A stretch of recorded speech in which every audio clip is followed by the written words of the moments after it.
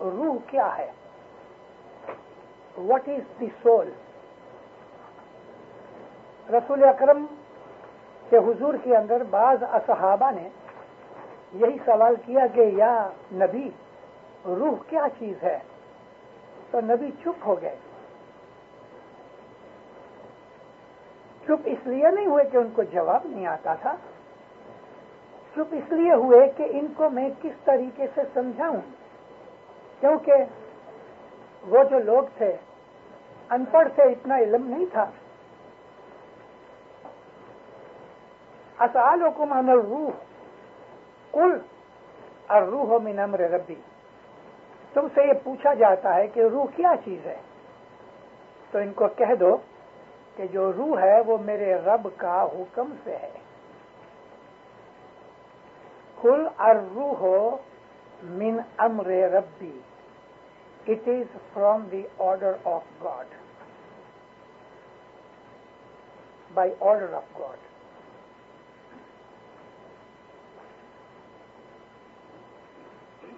ہم کو ہمارے اماموں اور پیروں نے فرمایا، جیسا کہ ریسنٹلی امام فرمایا کہ جو روح ہے وہ انڈسٹرکٹیبل ہے، روح ہے وہ ایٹرنل ہے، روح از نیور ڈسٹرائڈ، کیونکہ وہ خدا کے حکم سے ہے.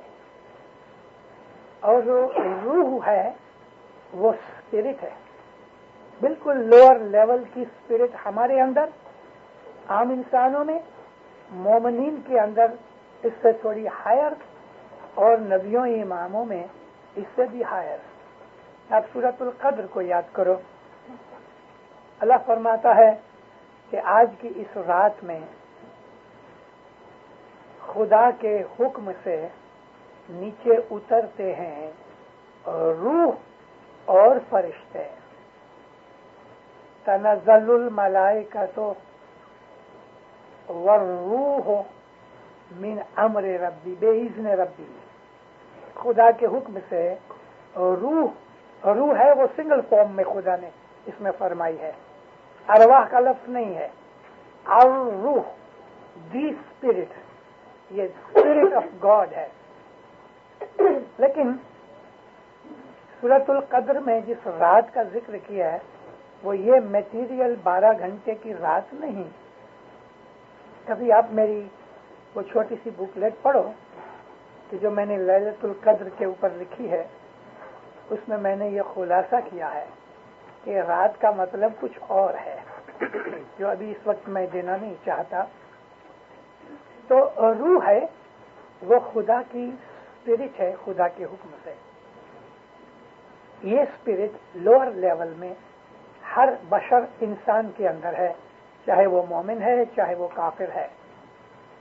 لیکن ایمان کے اندر خدا کی خود کی ذاتی روح جو ہے وہ اس میں موجود ہے، یعنی اسپرٹ. تو روح نورانی چیز ہے، روح ہے وہ نورانی چیز ہے، وہ ڈسٹروائے نہیں ہوتی. ہمارے پیروں نے جو کچھ ہمیں فرمایا میں نے اس کو ڈائجسٹ کیا اور میں نے اپنی لائف میں ایکسپیرینس بھی کیا. میں اس ساری دار و مدار رکھ کے آج میں آپ لوگوں کے سامنے اس چیز کو رکھتا ہوں. جب انسان باپ کے سپرم کے اندر، یعنی تھرو باپ ماں کے پیٹ میں کنسیو ہوتا ہے، وہ خدا کے حکم سے ہوتا ہے. ملین سپرمز ہوتے ہیں، اس میں صرف ایک سپرم کے لیے اللہ کا حکم آتا ہے کہ تم اس ایگ میں انٹر ہو. یہ جو ایگ ہے یہ بھی خدا تعالی طے کرتا ہے، خدا اپوائنٹ کرتا ہے کہ ماں کا کون سا ایگ اور باپ کا کون سا سپرم مکس ہوئے. یہ خدا کی مرضی اور حکم سے ہوتا ہے، اس کے اذن سے ہوتا ہے. اسی کا نام امر من امر ربی ہے. تو یہ طے ہوا کہ جو روح ہے وہ نورانی چیز ہے. اب میں نیچے سے شروع کروں. انسان کی جو ہیومن باڈی ہے، اس باڈی کے ساتھ ہی ساتھ جیسے ہی اسپرم ایگ میں انٹر ہوتا ہے تو خدا تعالی حکم کر دیتا ہے پہلے سے کہ یہ اسپرم جب بھی بڑا ہوگا تو اس کی آنکھیں کیسی ہویں، ناک کیسی ہوئے، کان کیسے ہوئے، یعنی جو سیلز ان چیزوں کو بناتے ہیں ان کو آرڈر مل جاتا ہے کہ تمہارا کام یہ ہے. ایک بلڈنگ بنتی ہے، اس میں پلمبر بھی ہوتا ہے، الیکٹریشینس بھی ہوتے ہیں، میسن بھی ہوتے ہیں، کارپینٹرز بھی ہوتے ہیں، پھر ایک سپروائزر ہوتا ہے کہ جو سب کام کو جانتا ہے. تو ایگ جب اسٹارٹ ہوتا ہے تو خدا تعالیٰ سب کو کام ڈیفائن کرتا ہے. سرٹن سیلز ہوتے ہیں، ان کا یہی کام ہے کہ وہ ناخن بناوے، نیلز، اور جب یہ ناخن بن جاتے ہیں اس ڈیزائن کے اوپر تو وہ سیلز سٹاپ ہو جاتے ہیں. سرٹن سیلز ہیں، ان کو یہ حکم ہوتا ہے کہ کان کی شیپ اس طرح سے بناوے. کسی کے کان ایسا جدا ہے، کسی کے لمبے ہیں، کسی کے ساتھ چپکے ہوئے ہیں، مگر خدا کے حکم سے ان تمام سیلز کو یہ حکم ہوتا ہے اس طرح ناک بناؤ، اس طرح کان بناؤ، اس طرح آنکھیں بناؤ. اور یہ ماں کے پیٹ میں سیلز بڑا ہوتا جاتا ہے اس کا، یعنی جو ایگ ہے. مگر جیسے ہی یہ انٹر ہوتا ہے اس کو ایک باڈی دی جاتی ہے جو انٹرنل باڈی ہے. ہم اس باڈی کو بولتے ہیں عام طور پہ ایسٹرل باڈی. اس کو پرانے صوفی لوگوں نے روحانی بدن بھی کہا ہے. یہ روحانی بدن بہت سے ناموں سے الگ الگ جگہوں کے اوپر یوز کیا گیا ہے. ایتھرک باڈی بھی کہتے ہیں، ایسٹرل باڈی بھی کہتے ہیں، روحانی باڈی بھی کہتے ہیں. لیکن انسان کے اندر ایک روحانی باڈی ہے کہ جو موت کے وقت جدا ہوتی ہے. اور یہ باڈی جو انسان بڑھتا جاتا ہے فزیکل حالت میں، تیسے تیسے یہ باڈی بھی ساتھ بڑھتی جاتی ہے. لیکن 24-25 برس کی عمر میں لڑکا یا 18-20 برس کی عمر میں لڑکی جب پوائنٹ آف سیچوریشن پہ پہنچ جاتے ہیں تو اس کے بعد بدن ڈیولپ نہیں ہوتا، یعنی بڑھتا نہیں. پھر 10-15 سال کے بعد بدن گھٹنے لگتا ہے، جھریاں پڑتی ہیں، رنکلز پڑتی ہیں، ویک ہو جاتا ہے، بوڑھا ہو جاتا ہے. مگر یہ ایسٹرل باڈی اسی جوان حالت کے اندر ہی ہمیشہ رہتی ہے. جب انسان پیدا ہوتا ہے یہ ایسٹرل باڈی اس کے ساتھ آتی ہے. لیکن اسپرم کے اندر لائف ہے. اگر لائف نہیں ہوتی تو اس کا بچہ نہیں پیدا ہوتا. اسپرم میں لائف ہے جس کو ہمارے گنانوں میں جیو کہا گیا، اور ہم اسلامک حالت کے اندر اس کو قوت حیات کہتے ہیں. اللہ تعالیٰ نے اس کو حیوات الدنیا کہا ہے، دنیا کی زندگی. اور یہ جو زندگی ہے وہ صرف ڈیوریشن ہی نہیں کہ بھائی 60-70 یا 80-100 برس کی چلے، لیکن اس کے اندر خدا کی فورس ہے. خدا تعالیٰ نے جو لائف ہے، قوت حیات، وہ اور بھی بہت سی کریشن کے اندر ہے. جیسا کہ جانوروں میں لائف ہے، ویجیٹیشن میں لائف ہے، انسیکٹس میں لائف ہے. اور ہم کو بعض حالت میں یوں بھی کہا گیا کہ بہت ہی پریمیٹیو سٹیج کی لائف راکس میں بھی ہے، پتھر میں بھی ہے. اور کبھی آپ کو یاد ہوگے تو امام سلطان محمد شاہ نے مولانا رومی کا ذکر کیا ہے کہ وہ سوچتا تھا کہ میں کہاں سے آیا، اور سوچتے سوچتے خدا نے اس کو ویژن دی. تو وہ بیک سائڈ میں یعنی کہ اپنے پاسٹ میں گیا، تب اس کو سمجھ آئی کہ میں پہلے پتھر میں تھا، پتھر سے میں بعد میں ویجیٹیشن میں آیا، ویجیٹیشن سے میں کیڑے مکوڑے یعنی انسیکٹس اور جرمز اور بیکٹیریا کی شکل لی، اس کے بعد پھر جانوروں میں آیا. تو یہ ساری ایوولوشن کی تھیوری تھی جو رومی نے ڈسکور کی. رومی کو 1000 سال سے اوپر ہو گیا ہے. یہ ڈاروین اور یہ دوسرے یہ تو ابھی 300 برس پہلے ہوئے. سب سے پہلے دنیا کے اندر ایوولوشن کی، میں اپنے پیروں کو چھوڑ دیتا ہوں، डिस्कवर करने वाला रूमी था, मगर रूमी से भी पहले हमारे पीरों ने इस चीज का जिक्र किया है। सतगुरु नूर जो पीर थे वो रूमी से बाद में आए, रूमी उसके बाद आया। रूमी का जो पीरियड है वो इमाम शमसुद्दीन मोहम्मद का पीरियड है, और सतगुरु नूर का जो पीरियड है वो इमाम मुस्तनसिर बिल्ला का पीरियड है। रूमी कॉन्टेम्पररी था कुछ थोड़े टाइम तक पीर शम्स के जमाने से। 3 शम्स इकट्ठे हुए, तीनों शम्स जो थे वो कॉन्टेम्पररी थे। एक हमारे इमाम शमसुद्दीन मोहम्मद, दूसरे हमारे पीर शमसुद्दीन सब्जवारी, और तीसरे शम्स तबरेज जो थे इमाम अलाउद्दीन मोहम्मद के बेटे थे। तो रूमी ने ये चीज जब डिस्कवर की, इमाम ने, सुल्तान मोहम्मद शाह ने हमको उसकी रेफरेंस बताई है। तो इंसान पत्थर में से इवॉल्व होके इंसान बना।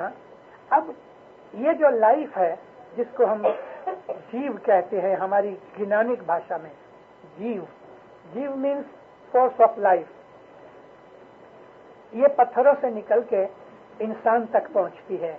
लेकिन इसके दरमियान एक ऐसी जगह आती है कि जहां इंसान के अंदर खुदा कुव्वत इरादा पैदा करता है। अभी देखो पत्थर में कुव्वत इरादी नहीं है। कुव्वत इरादी मीन्स सेल्फ डिटर्मिनेशन या विश या विल। विल जो है वो सर्टन लिविंग थिंग्स में है। मिसाल कीड़ी मकोड़ी, सर्टन इंसेक्ट्स, और फिर ये डेवलप होती इंसान तक पहुंचती है। लेकिन एक कीड़ी मकोड़ी की विल और एक इंसान की विल में बहुत फर्क है। विल जो है ये रिएक्शन है या एक्टिविटी है माइंड की। हम इसको विल को, जो एक मकोड़ी के अंदर, एक एंट के अंदर जो विल है वो इंसानी विल जैसी नहीं, क्योंकि माइंड की जो स्टेज इंसान में है वो स्टेज कीड़ी के अंदर नहीं है, लेकिन डेवलप होती है। यहां तक कि इंसान को छोड़ दो तो सबसे ज्यादा इंटेलिजेंट माइंडफुल चिंपांजी है। और आज की साइंस की दुनिया के अंदर इस किस्म की बहुत सी स्टडीज हो चुकी हैं कि कौन कौन से जानवर कितने होशियार और कितने चालाक और इंटेलिजेंट हैं। जैसे कि व्हेल का जो ब्रेन है वो ह्यूमन ब्रेन के बहुत नजदीक है, लेकिन व्हेल के अंदर वो सब कुव्वत इरादी नहीं जो इंसान में है। या इसी तरह से डॉल्फिन्स हैं, डॉल्फिन्स भी बस ट्रेंड हो जाती हैं तो उसमें बहुत इंटेलिजेंट है स्पेशीज हैं। इसी तरह से बंदर हैं। चिंपांजियों को सिखाया गया। मैं 79 में ऑस्ट्रेलिया गया तो वहां एक चिंपांजी ट्रैक्टर चलाता है और उसका कुछ एक केस था।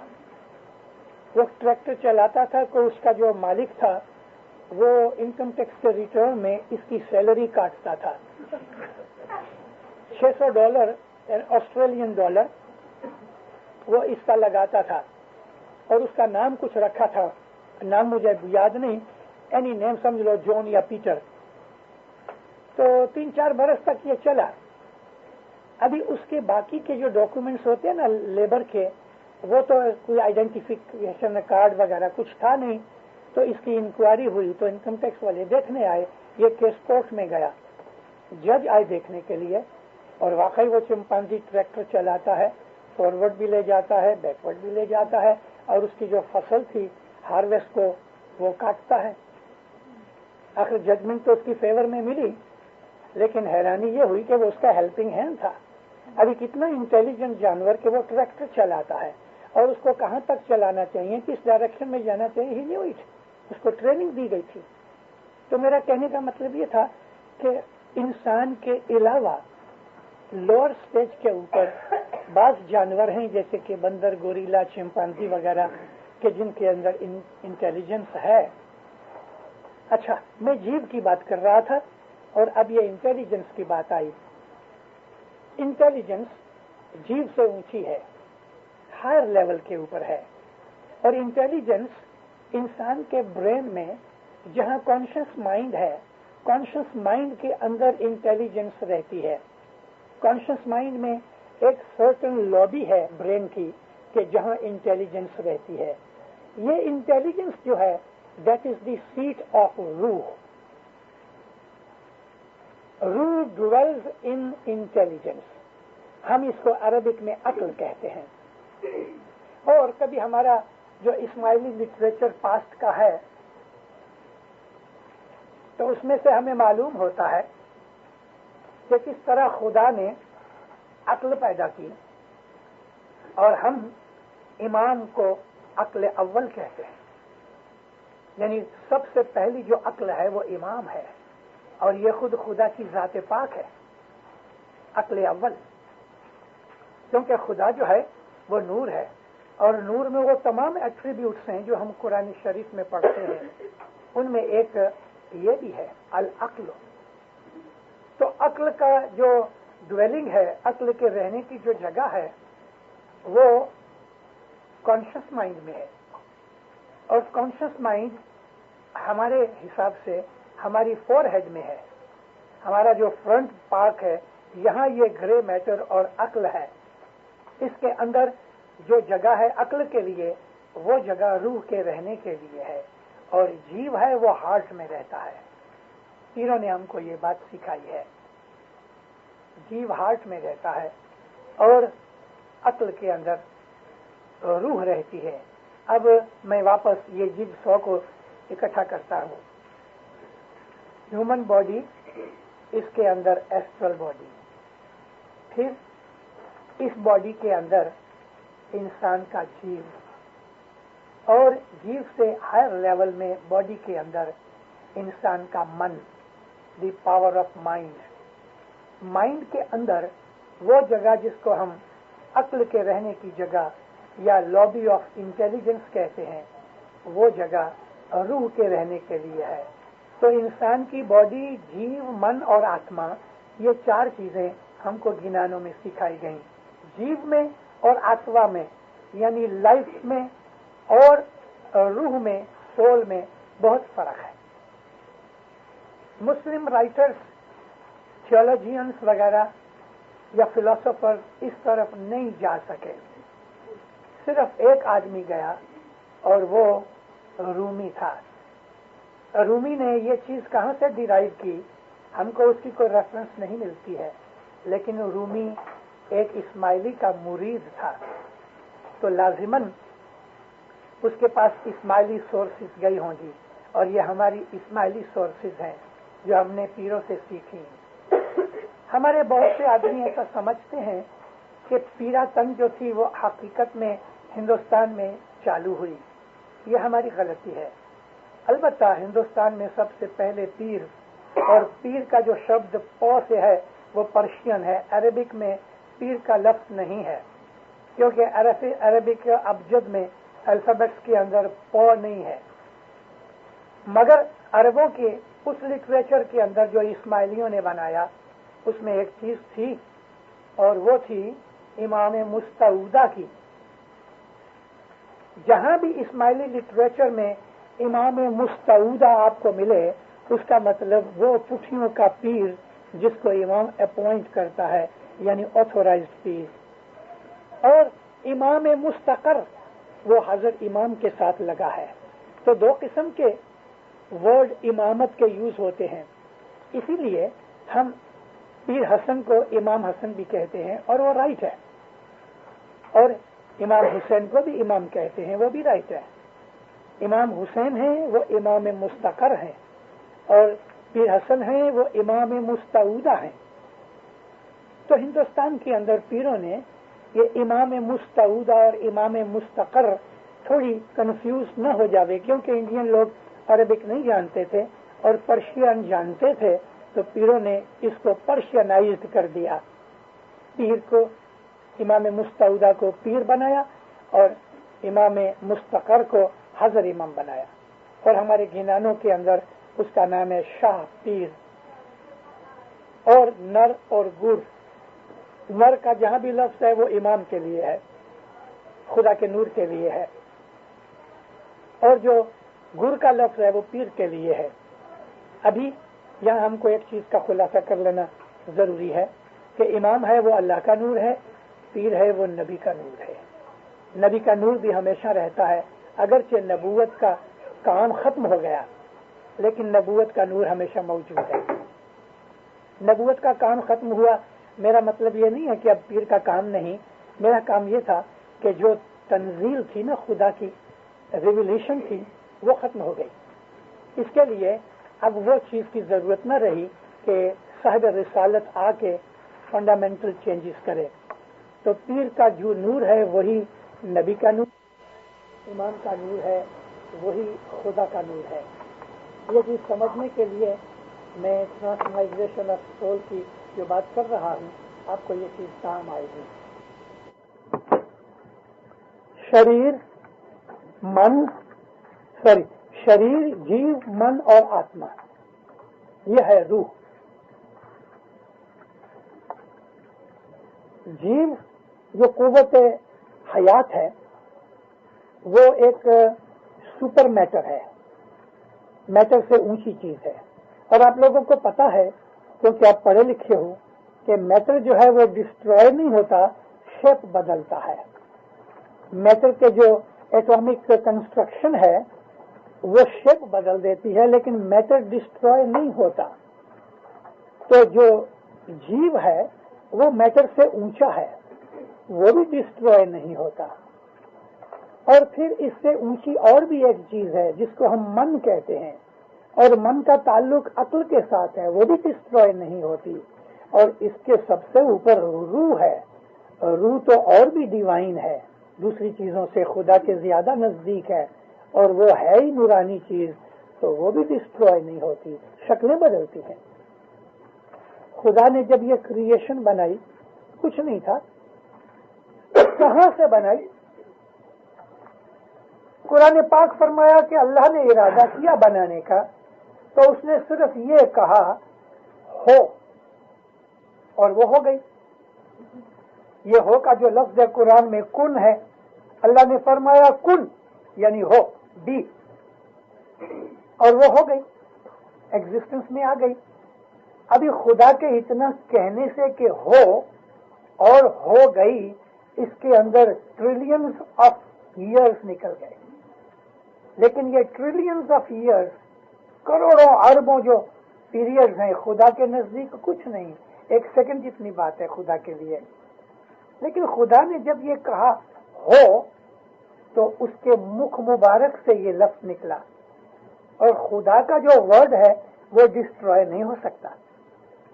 صرف یہ ہے کہ خدا اس کی شکل بدل دے رہے. خدا کا لفظ ڈسٹروائے نہیں ہو سکتا تو کہاں جائے گا؟ واپس خدا کے اندر جائے گا. تو خدا یہ بھی کہتا ہے کہ تمام کریشن کے اندر میں اندر ہوں اور تمام کی تمام کریشن میرے اندر ہے. ما فیہن و ما بینہن، خدا ان سب کے اندر ہے اور یہ سب کے درمیان، اور یہ تمام کی تمام چیزیں خدا کے اندر ہیں. جیسے کہ مچھلی ہے، فش، پانی اس کے اندر بھی ہے، پانی اس کے باہر بھی ہے. مچھی کے اندر بھی پانی ہے، مچھی پانی کے اندر ہے. اسی طرح سے تمام کریشن جو ہے وہ خدا کے اندر ہے. اس کی ڈسٹرکشن باہر سے نہیں ہو سکتی. اور بہت کیا ہوگا کہ شکل چینج کر کے خدا میں مکس ہو جائے. اسی چیز کو ہم واصل بحق کا درجہ دیتے ہیں. اسی چیز کو ہم فنا فی اللہ کہتے ہیں. فنا فی اللہ، اللہ کے اندر وہ مکس ہو گئے. دنیا کا جتنا پانی ہے وہ سمندر سے نکلتا ہے. اگر پہاڑوں کے اوپر برف ہے تو یہ برف کدھر سے آئی؟ سمندر سے آئی. کیونکہ سورج کی گرمی سے یہ ایویپور ہو کے ایٹماسفیئر میں گئی، اور ایٹماسفیئر کی اوپر جا کے جب وہ کنڈینس ہو گئی تو برف بن کے نیچے اتری. سنو بھی اسی طرح سے ہے. سنو جو ہے یہ سمندروں کا پانی ہے، اور یہ میلٹ ہو کے واپس اس کے گٹر میں جاتی ہیں، اور ڈرینیج میں سے ہو کے وہ سمندر میں چلی جاتی ہے، یا زمین اس کو ایبزارب کر لیتی ہے. تو زمین کے اوپر جتنا پانی خدا نے بنایا وہ آج تک اتنا ہی ہے. क्योंकि ये पानी इवेपर होके जमीन के एटमॉस्फेयर में से एस्केप नहीं हो सकता, ग्रेविटी से उसको खींचा जाता है, मगर उसकी शक्लें बदलती रहती। इसी तरह से खुदा ने रूहें बनाई, जीव बनाए। जहां जहां भी पीरों ने जीव का नाम लिया है तो उसके साथ रूह है ही, लेकिन जहां जीव कहा तो उसका मतलब है इंसानी, ह्यूमन फेस, हस्ती, फिजिक, यानी इंसान का बदन। जहां जहां पीरों ने जीव कहा है उसका मतलब है इंसान की जात, आत्मा उसके अंदर है। इंसान जब भी गुजर जाता है उसकी एस्ट्रल बॉडी जीव, मन और आत्मा के साथ जुदा हो जाती है और यह फ्लोट करती है। इसका हिसाब किताब होता है। थोड़े टाइम तक के लिए ये जो एस्ट्रल बॉडी है ये अपने जनाजे के साथ भी चलती है और वो सब कुछ देखता है। रसूल पाक की अहादीस में से हमको ये चीज मिलती है। नबी फरमाया, मरने वाला अपने जनाजे के साथ चलता है और कभी कभी खुदा के हुक्म से ये जो एस्ट्रल बॉडी है ये वापस कब्र के अंदर अपने बदन में जाती है या अपने बदन के बाहर रहती है और उसको अजाब भी दिया जाता है। मुझे एक हदीस याद है और ये सही बुखारी में है, मुस्लिम में भी है, मिशकात में भी है। रसूल अकरम अपने कुछ असहाबों के साथ शाम के वक्त घूमने के लिए निकले। घूमते घूमते हुजूर जन्नतुल बकी के पास पहुंचे। ये वो मशहूर कब्रिस्तान है कि जिसके अंदर बड़े बड़े मुस्लिम शख्सियतें जमा हैं, यानी दफन किए हुए हैं। जन्नतुल बकी के इस्लाम से पहले भी वहाँ कब्रिस्तान था और इस्लाम के पहले बहुत से लोग उसमें दफन हैं। तो नबी करीम जब वहाँ पहुंचे तो हुजूर ठहर गए। आपका जो मुंह था थोड़ा बदल गया, जैसे नहीं किसी को कुछ पेन होता हुए। तो लोग जरा हैरान थे। हुजूर ने फरमाया, मैं जो सुन रहा हूं अगर तुम सुनते तो पत्थर हो जाते। तो किसी ने पूछा, या नबी हम समझे नहीं आप क्या फरमाया। फरमाया कि देखो इन कब्रों के अंदर से बहुत से जीव ऐसे हैं जिनको सजा मिल रही है, अजाब हो रहा है और उनकी पुकार होती है जो मैं सुन रहा हूं, अगर तुम सुनो तो पत्थर हो जाओ। तो मतलब यह है कि कब्र के अंदर अजाब भी दिया जा सकता है, लेकिन वो खुदा के हुक्म से किसी को अजाब देता है, किसी को नहीं देता। उसके अमाल के ऊपर ये दारोमदार रखता है। हर आदमी जो कब्र के अंदर दफन होता है, हर एक को बिला एक्सेप्शन अजाब नहीं होता। तो ये जो एस्ट्रल बॉडीज हैं ये कभी कभी वापस कब्र में भी जाती हैं। मुर्दे बदन के अंदर मिक्स नहीं हो जाती, लेकिन बाहर रहती है और अजाब जो है तो इस एस्ट्रल बॉडी को होता है, उस फिजिकल बॉडी को नहीं कि जो मिट्टी हो गई, क्योंकि वो तो मिट गई, मैटर के अंदर मिक्सअप हो गई, डिस्ट्रॉय हो गई अपनी शक्ल से, मगर मैटर रह गया। अब ये जो जीव है इस एस्ट्रल बॉडी के अंदर दुख तकलीफ उठाता है और दुख की फीलिंग इंसान के मन में होती है और मन के अंदर जो रूह रहती है वो छुप जाती है, यानी जाहिर नहीं होती। अजाब है वो जीव को होता है थ्रू मन, क्योंकि मन है वो फीलिंग का सेंटर है। तो वो आदमी जो पास हो जाते हैं, जो नेक हैं, आबिद हैं, जब वो गुजर जाते हैं उनको अजाब नहीं होता, उनको खुदा ताला ऐसी अच्छी स्टेट में होती है और मन के अंदर जो रूह रहती है वो छुप जाती है, यानी जाहिर नहीं होती। अजाब है वो जीव को होता है थ्रू मन, क्योंकि मन है वो फीलिंग का सेंटर है। तो वो आदमी जो पास हो जाते हैं, जो नेक हैं, आबिद हैं, जब वो गुजर जाते हैं उनको अजाब नहीं होता, उनको खुदा ताला ऐसी अच्छी स्टेट में रखता है कि वो लोग हैप्पी होते हैं, उनकी अच्छी फीलिंग्स होती हैं, یہ اسٹیٹ آف بہشت اور جنت ہے. جس طرح بہشت اور جنت کے 7 طبقات ہیں، یعنی 7 لیولز ہیں، اور ان بٹوین ہر ایک لیول 1000 اسٹیجز میں ہے. اسی طرح سے 7 قسم کے جہنم ہیں. جہنم میں بھی 7 لیولز ہیں. سب سے اعلیٰ درجہ جو ہے جنت کا، اس کو فردوس بری کہتے ہیں، اور سب سے خراب اور بہت سخت یعنی انٹینسٹی کے حساب سے جو دوزخ کی جو حالت ہے اس کو حاویہ کہتے ہیں. اور یہ دونوں لفظ ہم کو قرآن شریف اور احادیث میں ملتے ہیں، فردوس بری اور حاویہ. ہمارے گنانوں میں بھی یہ لفظ یوز کیے گئے ہیں.